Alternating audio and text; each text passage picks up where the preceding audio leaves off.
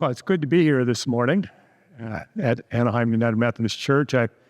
I feel like I know this church because I've known so many ministers that have served here, but I've never been here. It's my first time. It's a beautiful facility, and you're obviously a significant presence in this community, and I know you're doing a lot of good work here.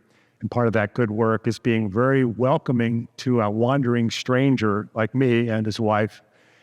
So I've been very graciously welcomed and helped this morning. And it really is an honor to be asked by Jessica to be with you. I've known Jessica for many years and worked with her closely a few years ago at First United Methodist Church in San Diego. Jessica, as you probably know, is extraordinarily talented, and I don't use those words lightly.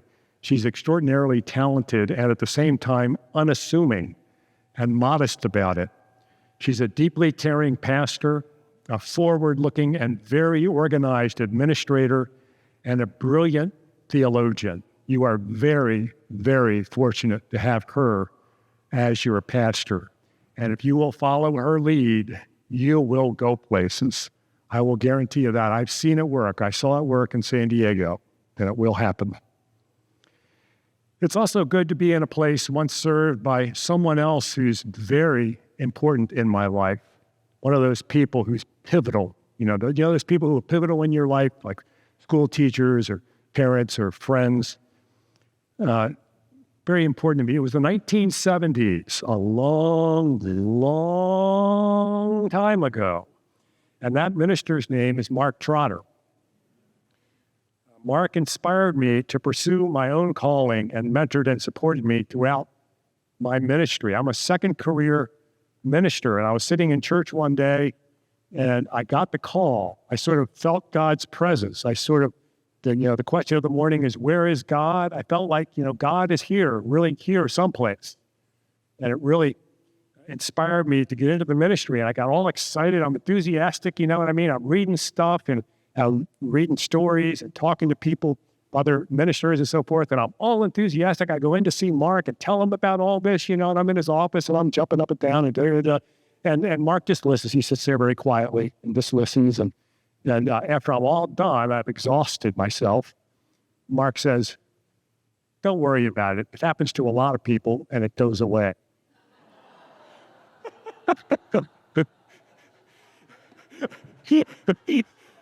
If you know Mark, that's very him. That's very Mark. He's an incredible theologian and minister. I had lunch with him just last month. He and his wife, Jean, are 90 years old now, and Mark is as sharp as ever. I'm a second career minister, as I've shared with several of you before we started this morning. My first career was in broadcasting. I was at KPBS in San Diego for almost 25 years, public broadcasting. And one of the things we did was on-air fundraising. So I've been on the air a lot. And one of the things that KPBS airs a lot of, as all public stations do, is children's programming, especially for very young children. The question of the morning is, where is God? And so one morning, this little 4-year-old girl who had come up for children's time, I don't know how many times, I got to know her and her grandmother and her mother who were part of the church. Her name was Ashley, a 4-year-old girl. Her grandmother comes in to talk to me one morning before church and says, Ashley and I were watching something on public TV, and I come on the screen, and Ashley says to her grandmother, "Look, Grandma, God's on television." So I had to take an advanced course in ego deflation after that. But that's the question, where is God? I mean, maybe it's quite simple. Okay, so before we proceed, I have to give a word about this morning's sponsor. Wake up. Do you find yourself wanting God to be around, but you're not sure if God is available? Do you look for God and can't find God anywhere? Well, there are no worries when you have God in a box. God in a box, yes, indeed. If you want to thank your team, thank God after your team wins a game, just get out God in a box. Speak right into it. Anytime you need help or guidance, just open up your God in a box. Take your God in a box with you on the freeway to keep you safe and to ask permission so you can be angry at other drivers. God in a box also accepts written requests, but remember, God prefers King James English. If you prefer not to have God around, simply seal the box and put it in the closet. Or if you get frustrated or angry with God, it's okay to leave God in a box out in the rain because it's completely waterproof. Or you can store it in your garage if your faith wavers and you're unsure about God. And if you give up completely on God, no worries, because God in a box is completely recyclable. God in a box is only available by calling 1-800-4GOD-BOX or by clicking the link below, and only one per customer, please. But wait, order in the next 10 minutes and we'll include the God in the Box megaphone so that you can be heard better than anyone else. Call or click the link now. Get God in a box. Most of us know that God, this is not the paid promotion, so I got to take this off. Most of us know that God can't be defined or seen directly. Most of us have some experience with our spiritual life and kind of know that. Most of us also know that God can't be contained in a box or anywhere else. The interesting thing is, though, our actions and our words often show something different. That God can indeed be contained, constrained, limited, defined. It can be limited to specific situations, to a particular time in the past, to a particular nation, or to traditional nuclear families, or to people who obey the rules, or to my winning sports team instead of my losing opponent. See, and when I see members of a winning team give all glory to God, it's nice to give glory to God. It's nice to be grateful. But I always wonder if they also give God the glory when the other team wins. Expressing gratitude is a good and hope-filled thing, but I fear that sometimes we shape it to our own selfish purposes. Our readings this morning come from the book of Job. And I'm really very fond of Jessica, but I got to speak to her about studying the book of Job as we begin this series of big questions. So this is a big question. Where is God? But Job, the book of Job, is a puzzle without an easy solution, without an easy resolution. Most biblical scholars talk about Job as an exploration of the depths of faith in the middle of suffering. And Job, the man, indeed suffers terribly. Job, the book begins with God's adversary challenging God by saying that, if enough suffering comes on Job, if he suffers enough, and of course, Job, as we know, as we've learned, is God's most faithful servant, and he's wealthy, and he's held in highest esteem. But if he's tested, if he's made to suffer, the adversary says, surely he will give up that faith. So the adversary issues that challenge to God, and God accepts the challenge. And then the drama begins. Job loses everything. And just in case that's not enough, he becomes infected with some kind of terrible, awful skin disease. Now, Job is fortunate because he has good friends. And some of those good friends come to be with him when he's suffering. And each of them then proceeds to give long and detailed explanations of why this is happening to him. And you know what? All those reasons have to do with how Job is somehow not faithful enough or not good enough. Now, sometimes the friends are polite about it, but sometimes they're confrontive and kind of nasty. The friends share with Job many reasons. It goes on and on Many reasons that God is allowing him to suffer, most of which come down to 3 points.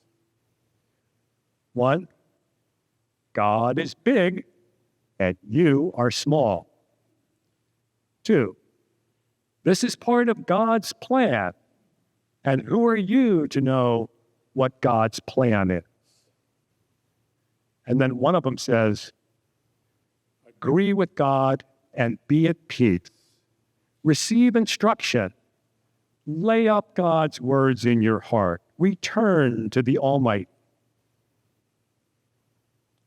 And Job goes on with detailed responses, but he says things like, when he responds, and most of this is verbatim, he says things like these. He says, you guys are miserable comforters. Why are you judging me? Why can't my friends just be quiet and kind? And then he says, you know what? You are actually bad people. What? See, and this all goes on through most of the book of Job. It's quite detailed, and through all of it, Job keeps his integrity. He hangs in there. See, our text this morning follows these sections and has Job lamenting that things aren't the way they used to be. Listen to this again. Oh, that I were as in the months of old, as in the days when God watched over me, when his lamp shone over my head, and by his light I walked through darkness.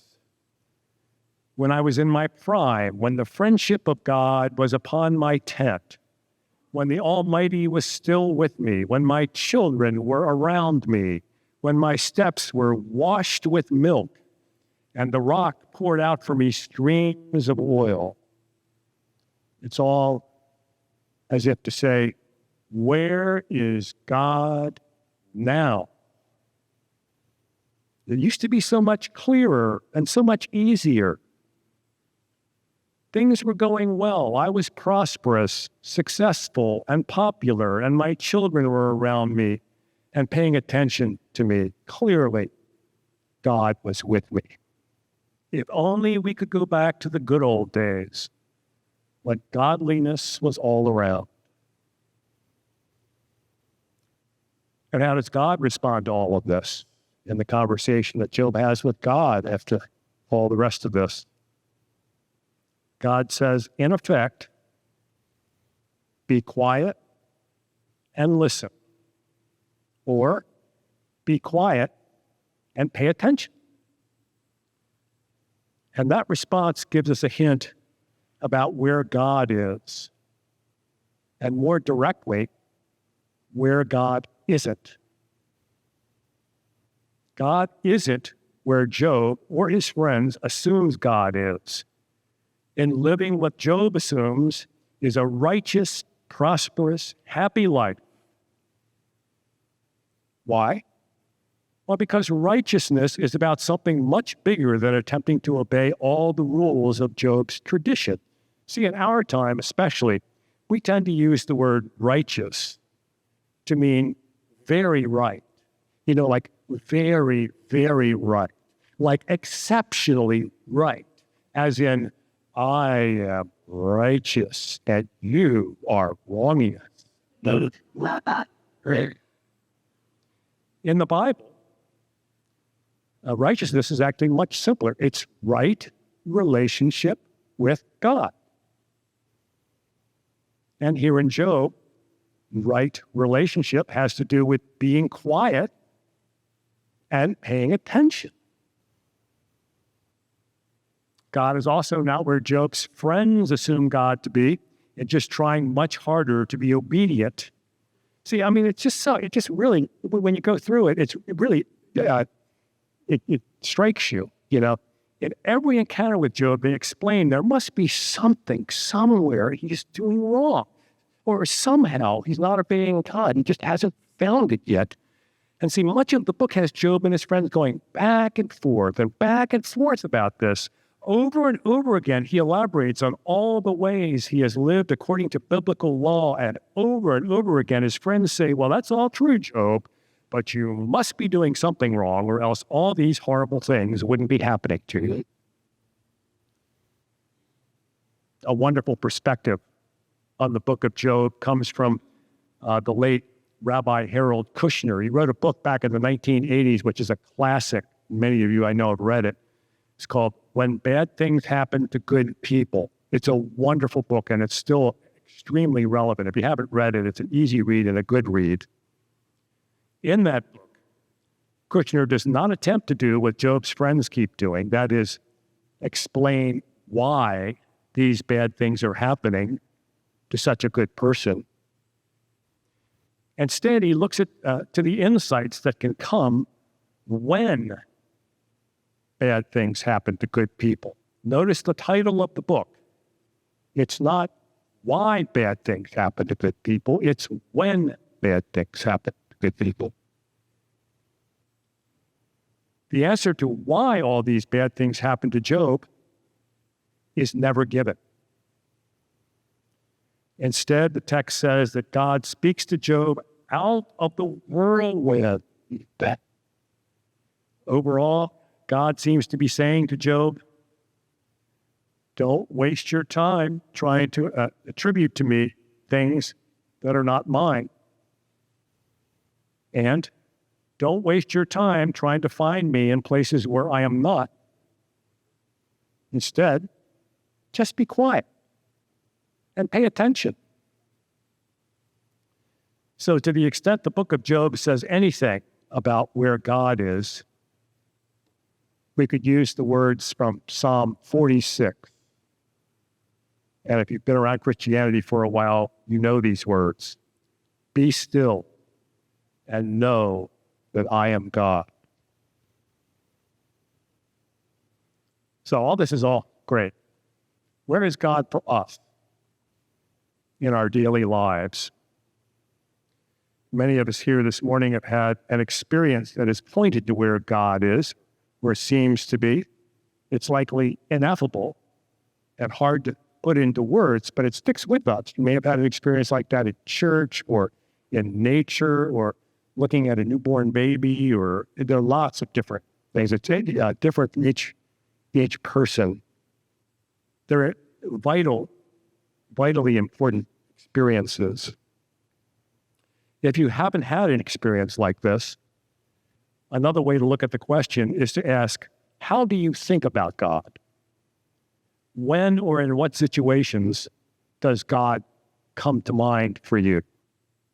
Or if someone asks you where God is, what do you say? Especially if it's a child asking. What do you say? You probably have an image or an experience you fall back on. For me, there are two that I always fall back on. One of them is big and awesome. The other is deeply personal. In theological terms, we could call one image ultimate and one image intimate. And one of them involves simply looking at something each of us gets to see every single day. Every day I spend a minute or two looking at the sky. In our culture, this is usually seen as weird behavior. As in, don't you have something to do? Well, yeah, I got something to do. I'm looking at the sky. Don't you have something to do? I mean, don't you have to check your Instagram or go watch a few commercials on television? Don't you have something to do? When I do this, often the beginning of Psalm 121 comes to mind. I lift my eyes to the hill. From where does my help come? It comes from the Lord who made heaven and earth. You see, that's such a wonderful verse. And when I hear that phrase, I lift my eyes to the hills, I think of the ancients. You know, the ancients spent most of their time outside and thus had a much closer relationship with the sky than we do. We'd rather read the weather report or look on our phone or watch for the weather report, then walk outside and look up, which will tell us what the weather's going to be for the next 10 minutes.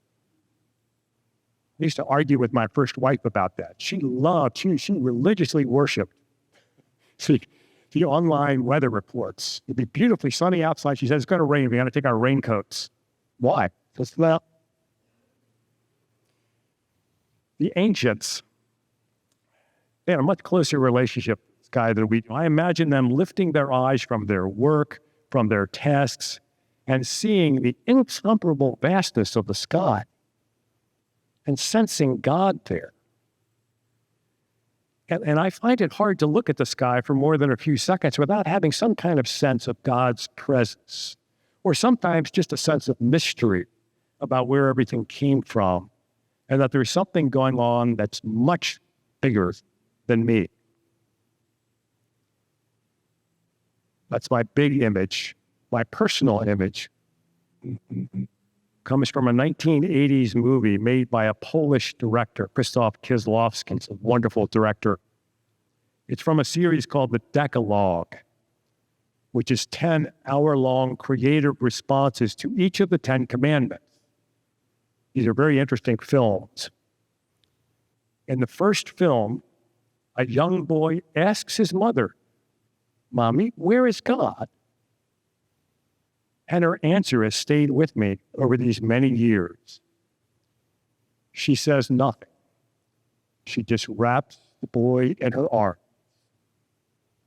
as if to say, God is right here. For me, these moments of ineffable intimacy and moments of awe in the presence of the vastness of creation are moments of knowing that God is and where God is, intimacy and ultimacy. There are many ways we can sense God's presence in social justice projects, in mission projects, church, at home, waking up, going to sleep. There are many, many ways. From Palm Sunday to Good Friday, what Holy Week teaches us is that God is not revealed in violence and hate and killing and conquest. Instead, God is revealed in the crucified humanity of Jesus, giving of himself to the very last breath, giving and forgiving.